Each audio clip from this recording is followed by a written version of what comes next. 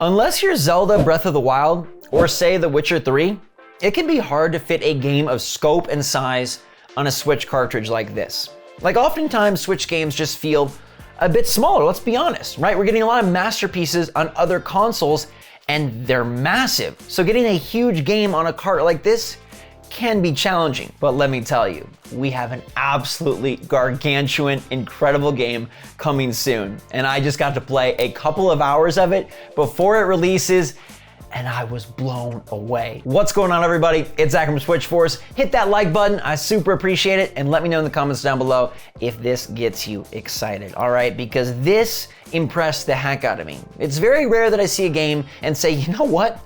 I think that game could charge more. I mean, sometimes it's hard to see how a $60 game is worth your 60 bucks, but in this case, like they honestly could have charged 100 and it would have made sense. And that might sound super weird, but I promise I'll tell you, because this is one of those games that has seen an evolution like we've seen on Switch. You know how like Legend of Zelda leveled up for Switch and Mario leveled up for Switch, and we're about to see Kirby really take things to the top on Switch? Well, Lego Star Wars, the Skywalker Saga, is a similar example of a game that's going from good and maybe even great to like, wow, how'd they do it? All right, I played multiple hours of Lego Star Wars Skywalker Saga. Big thanks to Warner Brothers for letting me check out the game early. It was a very, very moving experience. All right, this game is about 9 movies. 9 movies, okay? And they have expanded the Lego formula in ways that they never have before. Lego games are cute. Lego games are fun, and Lego games are often good. I mean, recent entries have been well received. They got Marvel, they got DC, Jurassic Park, Lego Movie, and of course, lots of Star Wars. No Lego game has ever been like this. I think it's best described right here. All right, the past Lego games have felt like you were dropped into a Lego diorama and you're playing around in a Lego world. Lego Star Wars: The Skywalker Saga, a game that was initially supposed to release in 2020, has been delayed time and time again due to world events and just a lot of polish. It feels like a real video game, but with a Lego aesthetic. Now, I don't mean to disparage the past Lego titles, because like I said, they were fun, but this one with a zoomed in perspective, with the opportunity to combo into combat, with a true zoom aim gun mechanic, the ability to ride any vehicle and creature you see, and vistas that are just massive, side quests galore, and a world that just has been scoped. All right, they have expanded the scope and size in a way I'm shocked it's fitting on a Switch cartridge. Skywalker Saga is so much more dynamic. At one point I was following R2 through the cliffs of Tatooine, fighting off Tusken Raiders with old Ben Kenobi, heading straight to Mos Eisley to try and find a ship, and I dropped on a dewback and rode it straight into the cantina. There I saw Greedo and Han shooting it out and interacted with all the other scum and scallywags of this galaxy. Then we found the Millennium Falcon, built it up, fought off a ton of stormtroopers with epic character switching combat, and flew off to space and made our way skyward. Doesn't that sound just awesome to play? From there, I schmoozed it up with stormtroopers, saved the princess, and duked it out with a boss battle in the trash compactor. This game is chef's kiss. This is the year in 2022 where we're gonna get multiple third-party games that I say, how'd you do it? Now, I don't know how it'll look on the Switch version, but the PC version looked insane. All right, the things they're doing visually are just incomparable to the past games. It looks like a generational leap, and I guess in a lot of ways it is with how much time it's been. This isn't just a remastered version of past Lego Star Wars, this is brand new Lego Star Wars. And there are 9 movies that you can play in any order, and you can play them from the beginning, and the different locations are different based on the timeline per movie. What I mean by that is Tatooine in episode 1 is different from Tatooine in episode 4 is different from, you get what I'm saying. And the fact that all 9 are in one package, you could easily see a world where Warner Brothers said, let's split this 3 ways like the trilogies and charge $60 for 1, 2, 3, $60 for 4, 5, 6, and $60 for 7, 8, 9. $180 for Lego goodness, and they would get it because Star Wars has a humongous fan base, and people have been impressed as heck by the trailers for this one.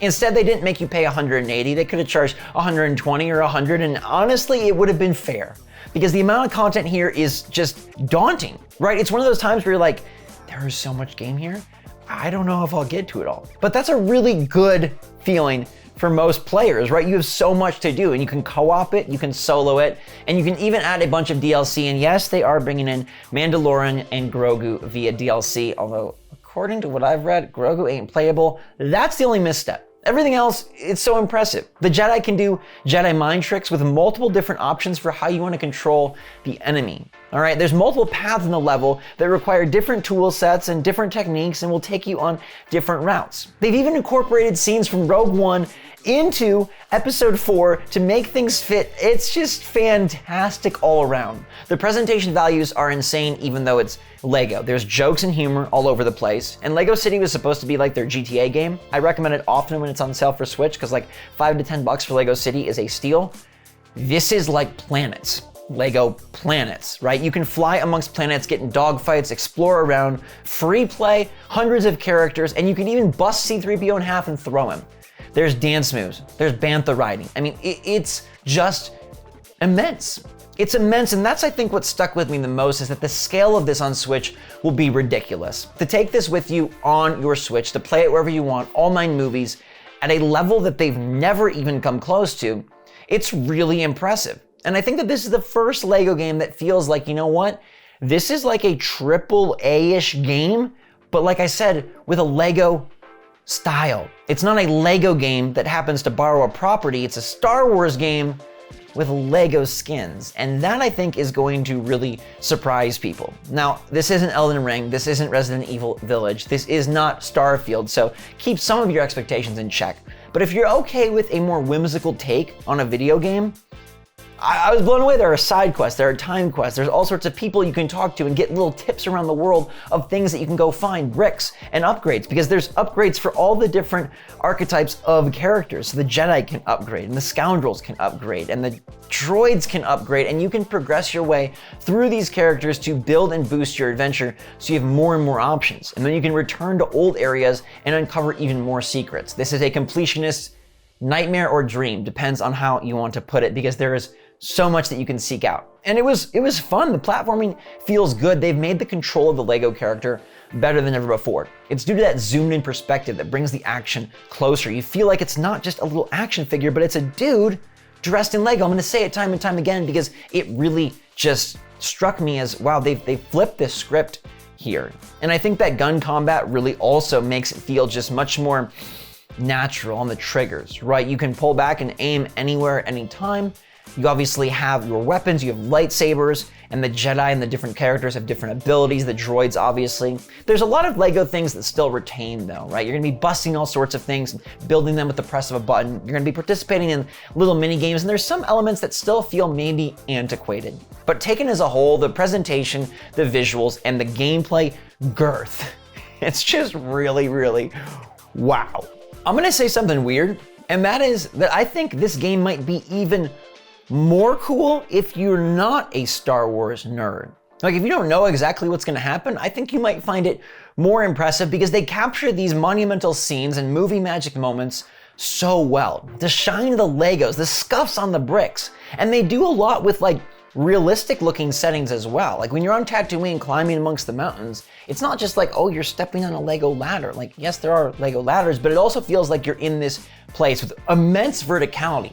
It really feels like they were able to just stretch the game so far this time. And I think that's just all the better for Switch. We need more games like this. We need more games that really show us, hey, big stuff can happen on small cartridges too. And I so appreciate that Lego and Traveler Tales and Warner Brothers decided to day and date this, and they stuck with it. And it's releasing the full thing on Nintendo Switch. They're bringing the full game April 5th, and you get to play what the PS5 folk get to play, and the PC folk get to play, and the Xbox folk get to play, and you can take it with you anywhere. I think this will become the Star Wars encyclopedia for the nerds and the fans. I think this is the game that you want to have and the experience to play through every bit of the franchise, every bit in one package. They've done like complete Saga stuff before, but I'm telling you, when you see how wide open an open world this is, you'll be like, we didn't need to have all 9. They could have gotten away with less, because complete Saga here means something different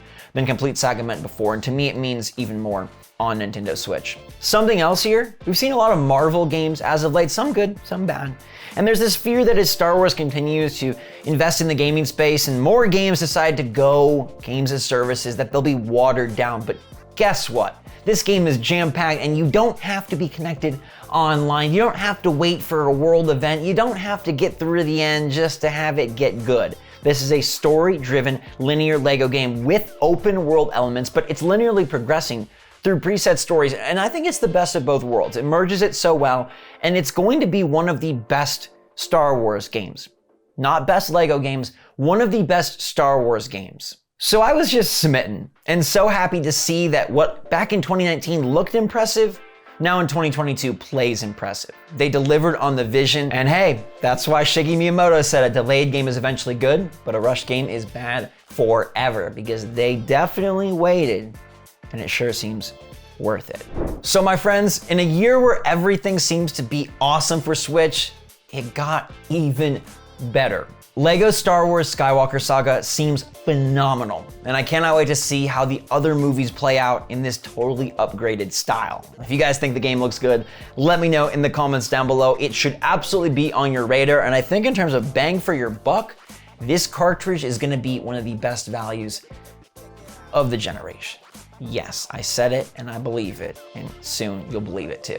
Until that time, everybody, thanks so much for watching. Hope you enjoyed the video. Hit that like button on your way out, and until April 5th, may the Force be with you. Stay safe, stay healthy, stay happy, stay positive out there.